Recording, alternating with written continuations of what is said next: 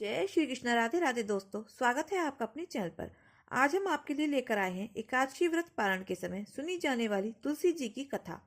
तो द्वादशी तिथि के दिन जब भी आप एकादशी व्रत का पारण करेंगे तो तुलसी जी की इस कथा को अवश्य सुने, तभी आपको एकादशी व्रत के पूर्ण फल की प्राप्ति होगी। तो प्रेम से बोलो तुलसी माता की जय हो। हमने आपके मुख से तुलसी के पत्र और पुष्प का शुभ महात्म्य सुना, जो भगवान विष्णु को बहुत ही प्रिय है। अब हम आपसे तुलसी की पुण्यमय कथा को सुनना चाहते हैं। व्यास जी बोले, ब्राह्मणों, पहले स्कंद पुराण में मैं जो कुछ बतला आया हूँ वही यहाँ भी कहता हूँ। शतानंद मुनि के शिष्य कठोर व्रत का पालन करने वाले थे। उन सब ने एक दिन अपने गुरु को प्रणाम करके परम पुण्य और हित की बात पूछी।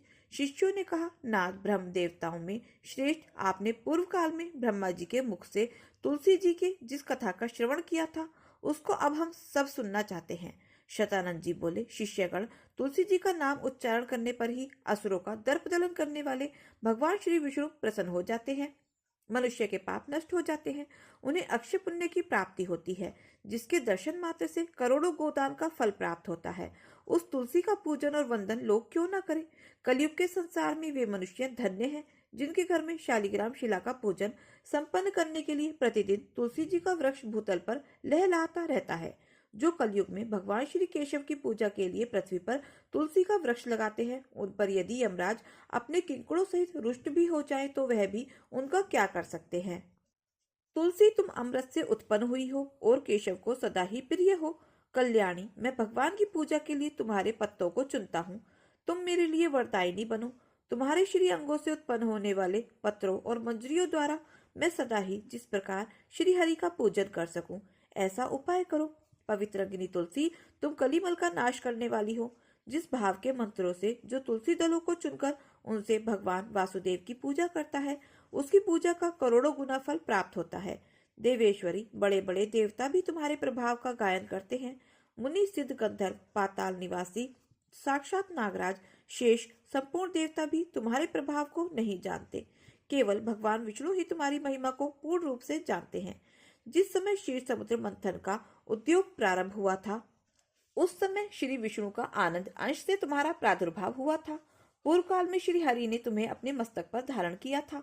देवी, उस समय श्री विष्णु के शीर का संपर्क पाकर तुम पवित्र हो गई। तुलसी, मैं तुम्हें प्रणाम करती हूँ। तुम्हारे श्री अंग से उत्पन्न पत्रों द्वारा जिस प्रकार श्री हरि का पूजन कर सकूं, ऐसी कृपा करो जिससे मैं निर्विघ्नता पूर्वक परम गति को प्राप्त हो सकूं। साक्षात श्री कृष्ण ने तुम्हें गोमती तट पर लगाया और बढ़ाया था। वृंदावन में भी विचरते समय उन्होंने संपूर्ण जगत और गोपियों के हित के लिए तुलसी का सेवन किया।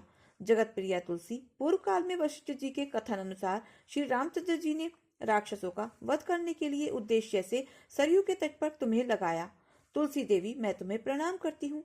श्री रामचंद्र जी से वियोग हो जाने पर अशोक वाटिका में रहते हुए जनक किशोरी सीता ने तुम्हारा ही ध्यान किया था, जिससे उन्हें पुनः अपने प्रियतम का समागम प्राप्त हुआ।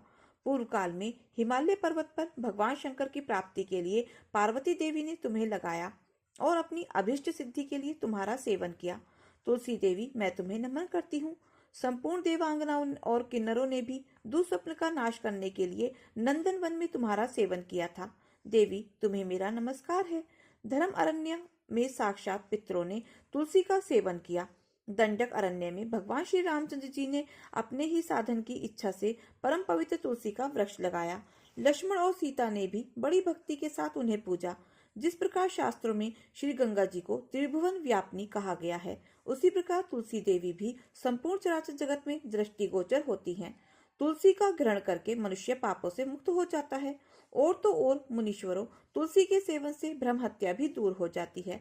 तुलसी के पत्ते से टपकता हुआ जल जो अपने सिर पर धारण करता है, उसे गंगा स्नान और 10 गोदान का फल प्राप्त होता है।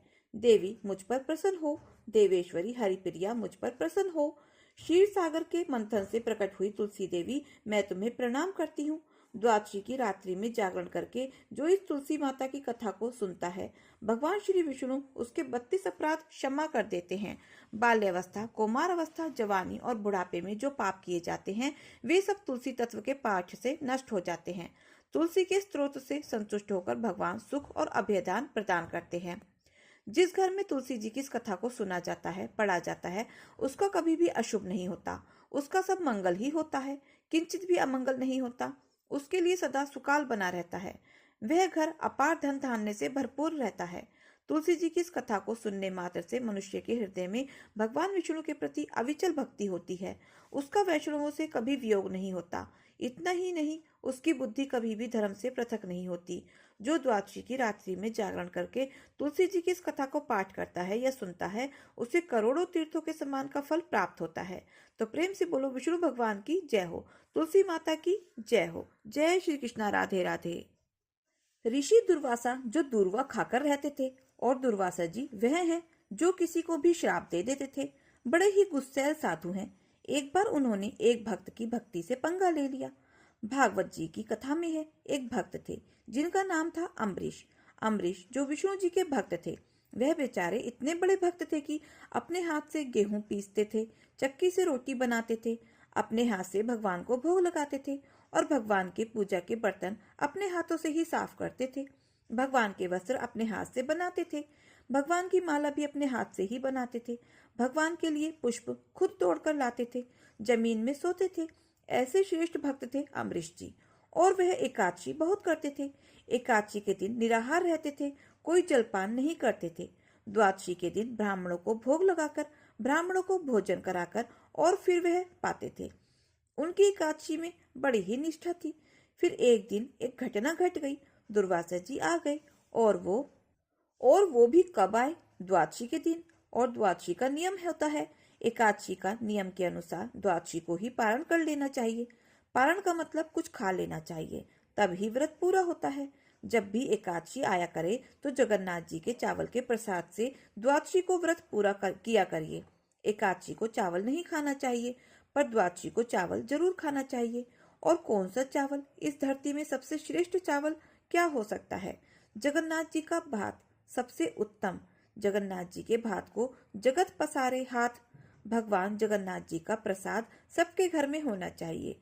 जगन्नाथ जी से ढेर सारा प्रसाद ले आए और चावल को धूप में फिर से सुखा लेते हैं। दुर्वासा जी द्वादशी के दिन आए। उस समय अम्बरीश ब्राह्मणों को भोजन करा रहे थे और त्रयोदशी लगने वाली थी, मतलब तिथि बदलने वाली थी। अब तिथि बदलने से पहले आपको पारण करना पड़ता है। जब दुर्वासा जी आए तो अम्बरीश जी ने कहा, महाराज आप भी पधारो। दुर्वासा जी बोले, मैं नहा धोकर आता हूँ। तो उन्हें नहाने में जरा सी देर हो गई और अम्बरीश जी की तिथि निकली जा रही थी। अब तो अगर घर में साधु भूखा हो तो कुछ खा तो सकते नहीं, तो उन्होंने भगवान का चरण अमृत पीकर अपने व्रत को पारण कर लिया। जब वह चरण अमृत पी रहे थे कि सामने से दुर्वासा जी आ गए। अब दुर्वासा जी बड़े गुस्से में आ गए कि मुझे खिलाए बिना तुमने खा लिया। जानता नहीं है कि मैं कौन हूँ।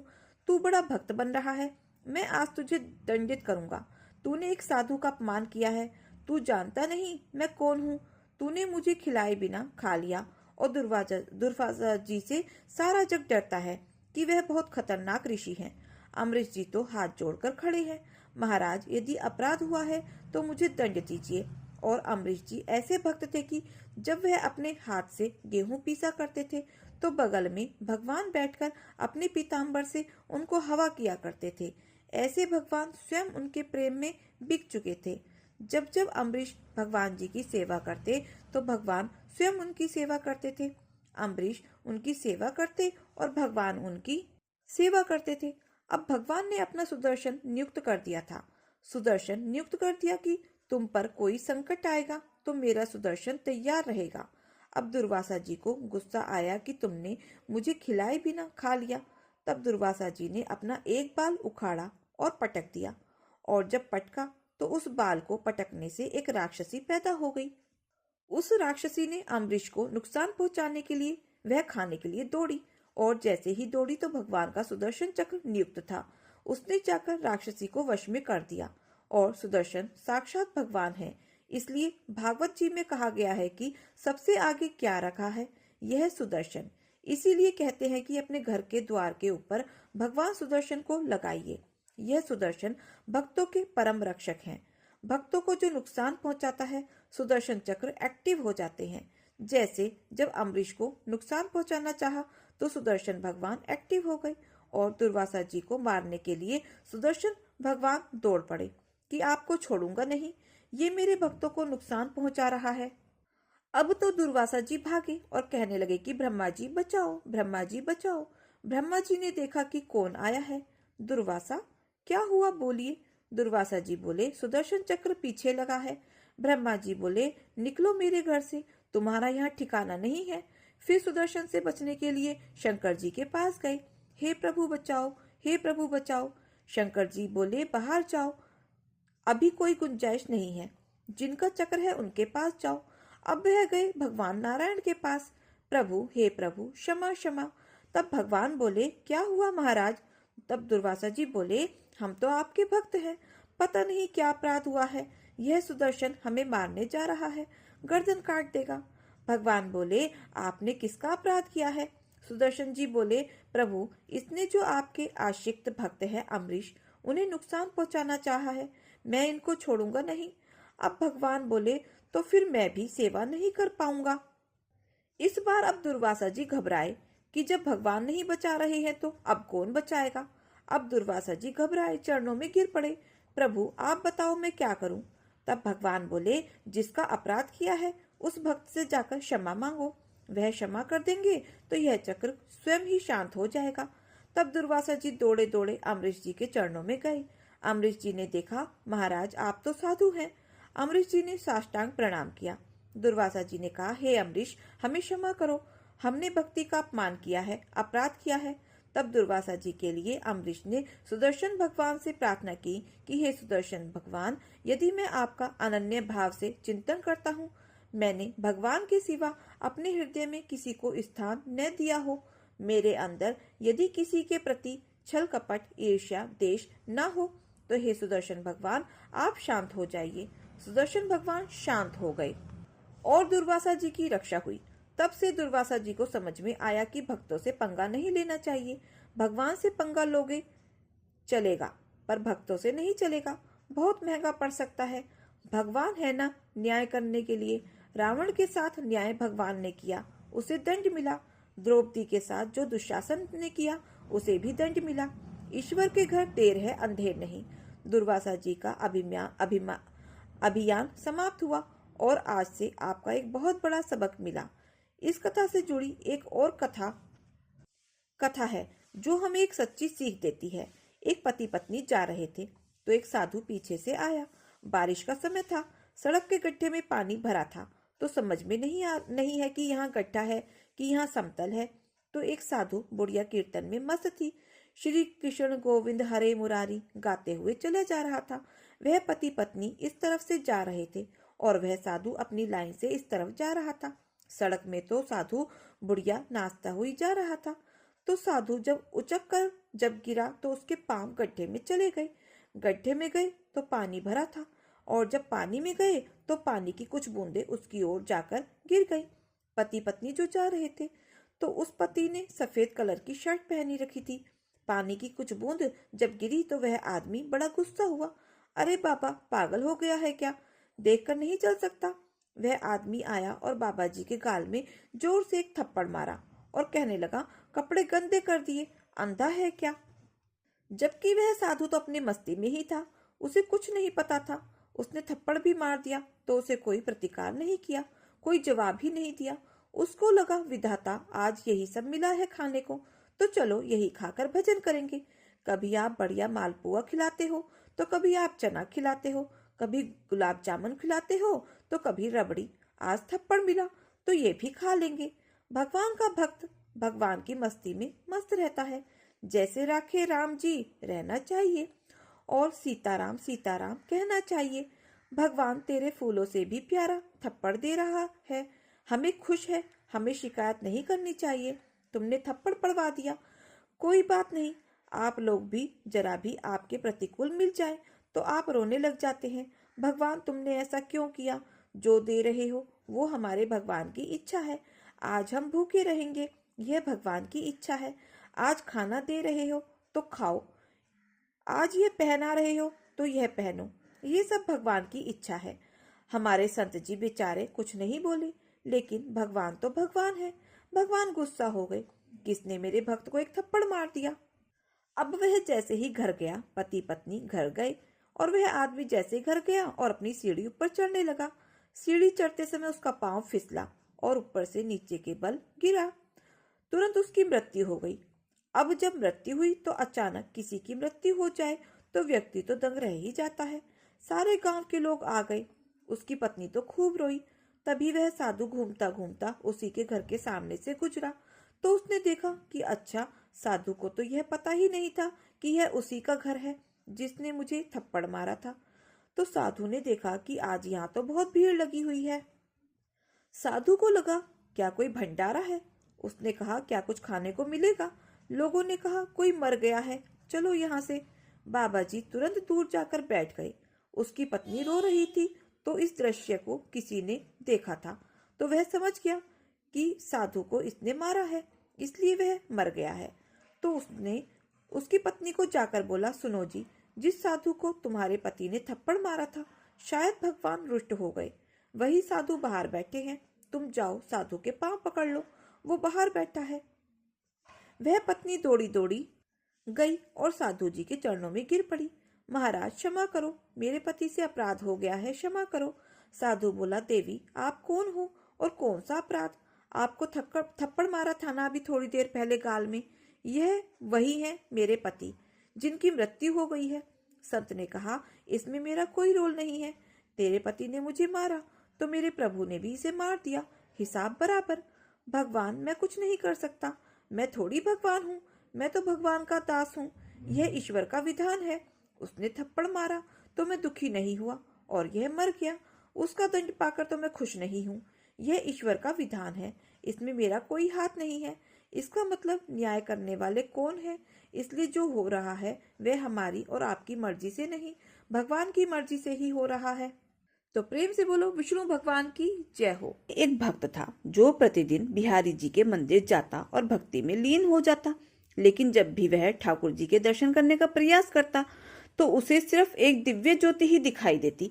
बाकी सभी भक्त ठाकुर जी के मुकुट, वस्त्र और अलौकिक सौंदर्य का वर्णन करते, पर वह बेचैन रहता कि आखिर उसे बिहारी जी के दर्शन क्यों नहीं होते। दिन प्रतिदिन उसकी व्याकुलता बढ़ती गई। एक दिन वह ठाकुर जी से रोते हुए बोला, हे प्रभु, यदि आप मुझे दर्शन नहीं देंगे तो मैं यमुना जी में कूद जाऊंगा।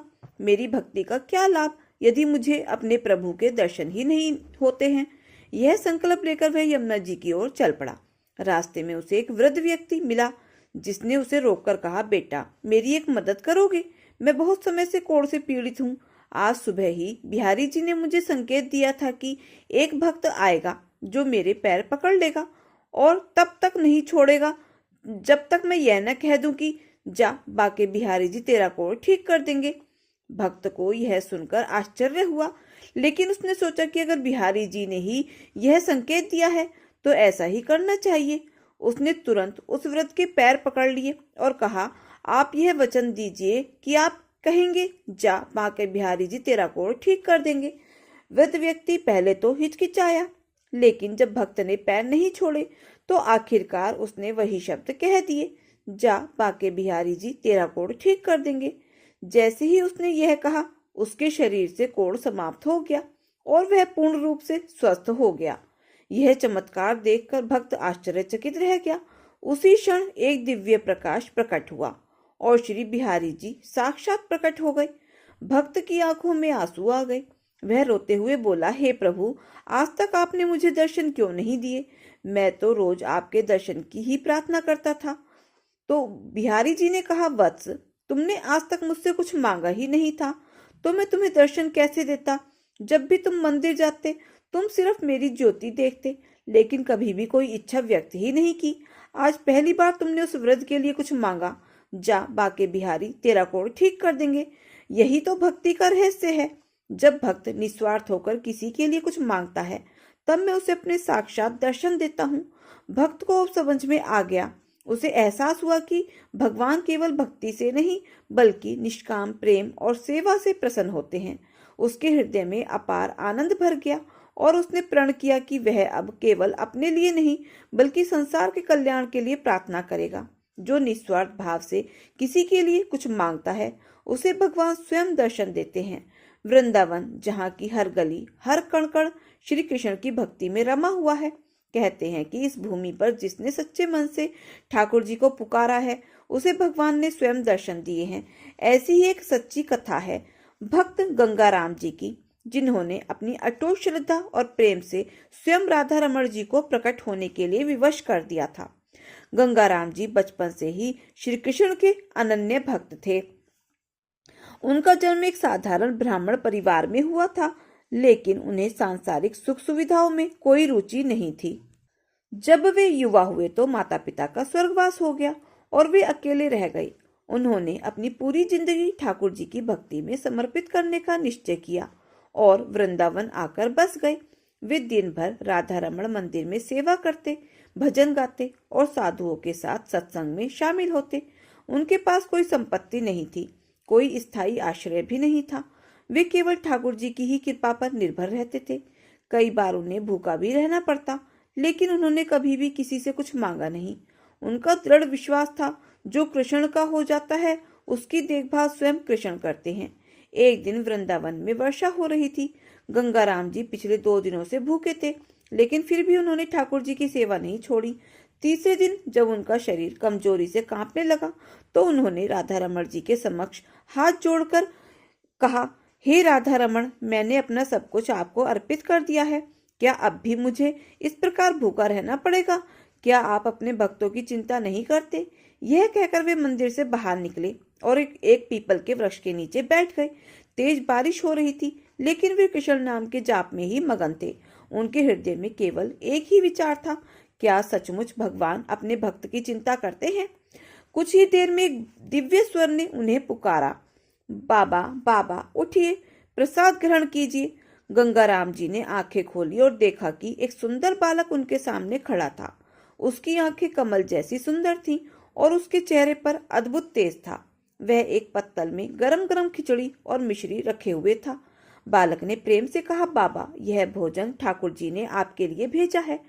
गंगाराम जी ने विस्मय से पूछा, बेटा, तुम कौन हो? यह भोजन कहाँ से लाए हो? बालक मुस्कुराया और बोला, बाबा, आप बस खाइए, यह प्रसाद विशेष रूप से आपके लिए भेजा गया है। गंगाराम जी भाव विह्वल हो गए। उन्होंने भोजन ग्रहण किया। पहली ही गिरास में उन्हें अद्भुत आनंद का अनुभव हुआ। ऐसा स्वाद उन्होंने अपने पूरे जीवन में कभी अनुभव नहीं किया था। जब उन्होंने बालक की ओर फिर से देखा तो वह वहां पर नहीं था। गंगाराम जी स्तब्ध रह गए। तभी उनके हृदय में दिव्य अनुभूति हुई। यह कोई साधारण बालक नहीं था, बल्कि स्वयं राधा रमण जी थे, जो उनकी परीक्षा लेने आए थे और उनकी भक्ति से प्रसन्न होकर उन्हें भोजन कराया था। गंगाराम जी की आंखों से आंसू बह निकले। उन्होंने दौड़कर मंदिर में जाकर राधा रमण जी के चरणों में गिरकर रोते हुए कहा, हे ठाकुर जी, आपने मुझे दर्शन दिए और अपनी कृपा का अनुभव कराया। मैं आपका कितना एहसान मानूं। तभी मंदिर के पुजारी वहां आए और बोले, गंगाराम जी, आज राधा रमण जी की रसोई में रखा हुआ खिचड़ी का भोग अचानक कम हो गया था, जैसे किसी ने स्वयं ले लिया हो। शायद यह ठाकुर जी का ही चमत्कार था। गंगाराम जी को अब कोई संदेह नहीं रहा। उन्होंने ठान लिया कि वे आजीवन ठाकुर जी की सेवा और भजन संकीर्तन में ही लीन रहेंगे। सच्ची भक्ति में अद्भुत शक्ति होती है। यदि प्रेम और श्रद्धा अटूट हो तो भगवान स्वयं अपने भक्तों की चिंता करते हैं। इसीलिए कहा गया है, जो भक्त एकमात्र मुझ पर निर्भर रहते हैं, मैं स्वयं उनके योग प्राप्त करने और क्षेम संरक्षण की व्यवस्था करता हूँ। गंगाराम जी की यह कथा हमें सिखाती है कि यदि हम सच्चे हृदय से भगवान का स्मरण करें तो वे हमारी हर आवश्यकता को पूरा करते हैं। वृंदावन की पावन भूमि में आज भी भक्तों को ठाकुर जी की दिव्य कृपा का अनुभव होता है। तो जय श्री कृष्णा, जय श्री राधे राधे, जय श्री राधा रमण जी की जय हो। दोस्तों, ये कथा कहानी आपको कैसी लगी कमेंट बॉक्स में जरूर बताएं, और अगर अच्छी लगी हो तो प्लीज़ वीडियो को लाइक, शेयर और सब्सक्राइब अवश्य करें। अपना प्यार और सहयोग दें। मिलते हैं फिर ऐसे ही नई कथा कहानियों के साथ। धन्यवाद। जय हो बाके बिहारी लाल की जय।